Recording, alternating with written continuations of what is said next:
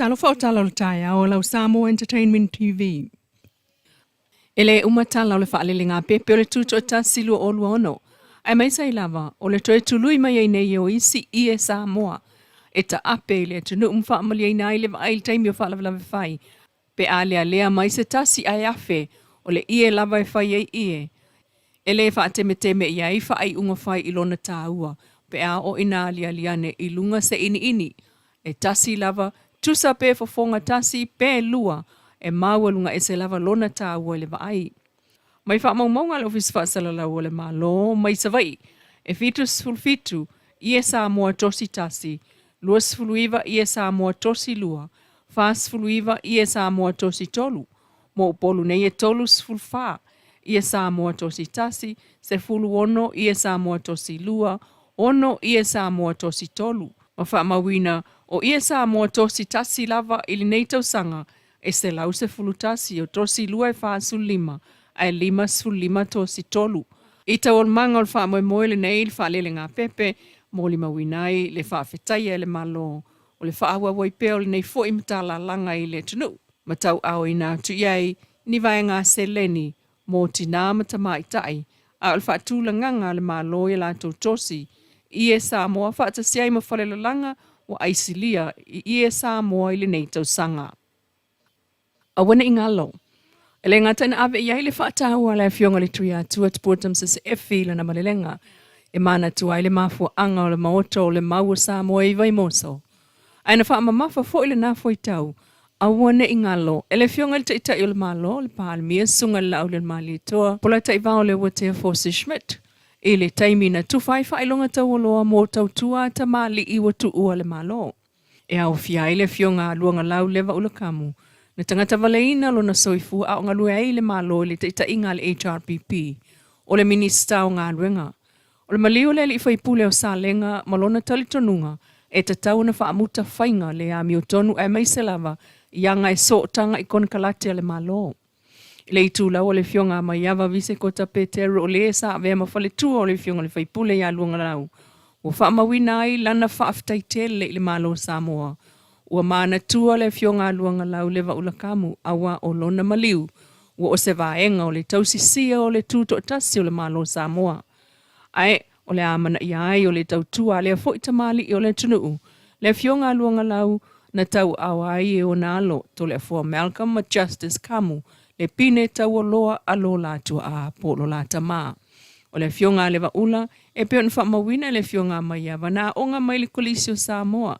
Se ane le kolisio lewa ula lewa Wesley College o le Kalesia Metotisi. Na wha au umai malo na wha ailonga le Master of Political Science mai le East West Senai Hawaii. Na onga i New Zealand mamawai lona wha ailonga Bachelor of Laws mai le University au Kilani. O lona taimi a oia i New Zealand na ia wha avai le whonofofautua Samoa. Mai ia ta ile au malanga mai i Samoa le whonofofautua e talo sanga le aia ta tau tangata Samoa o i whafo e palo tai. A feiva se lau volfana wha yailo la ofisa lo ia i Samoa le kamu en Peteru. E ina ua avea luanga lau ma whai pule le tu malo sa lenga i savai. Sa tau fia avea ma minista tanga ringo whaamsinonga. Mai ia taita iai le South Pacific Arts Festival. Ma toi tau fia fōi a vea ma minista o ngā ruenga, ma iauna ia inga mō le malo le transparency, good governance and accountability, pei tai.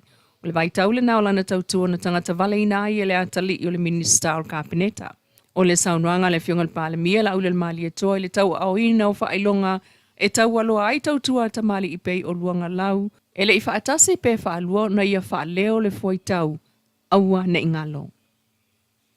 Ainisi o tala tuliloa mai le sisi ngā fua. Na ma eu whawhiwhianga su i whewhiloi le pōna pō mai luma maotau le malo i le fau. E wha ma vai ai le pol kalame o le tuto o tasi sisi ngā fua lo na ono whātau sanga. Talo na tuto o tasi Samoa. O whawhiwhianga o le tolua so e o mai ana pō. O le taimi mua le o mōri mawina i le ai o se awa noa o le malai. I le sau whainga ma le laupae o le au mai moa. O mātua ma whanau o tangata taito o tasi o tūlisi mai atunu SS e o lava i atunu e ulopa na sisiva whaatasi umai lava ma fia ai. Mai lava i lea fiafi o whaia ngā siva ma whanau la iti ma tuwha i ai whaailonga o atoa onga ma pusa apainu o credits o telefoni ma le siva fua. e silia i le 5 afe le whaitau o tangata na iai le pōna pō. Ai le misi ai le tautua le au whaifale ainga o tau mawhakiliva i le vāo tangata i le silia i le 5 i tū lao fia fia. Le isa isi le i oso monge fia siva i le maali e o whātunga ma la au pese na whaau ngā. O le au whai pese tua i le tia maa le isi kulupu māta ina i le tōtele, le ana toewa ai ai le sunga i opo whaivalu ma vili yeru au le sunga fafo au lalo. Mo na alo lea ua whaaua wina le tia maamata o le tia maalua mai toa mua. Na tili so solo le iai mai moanga wana po ina ua umane lava le iai se maulu. O whaafiafianga le sivafi le ana whaatepa ai le toatele i siamu pini o le fo ita longa le pōna po.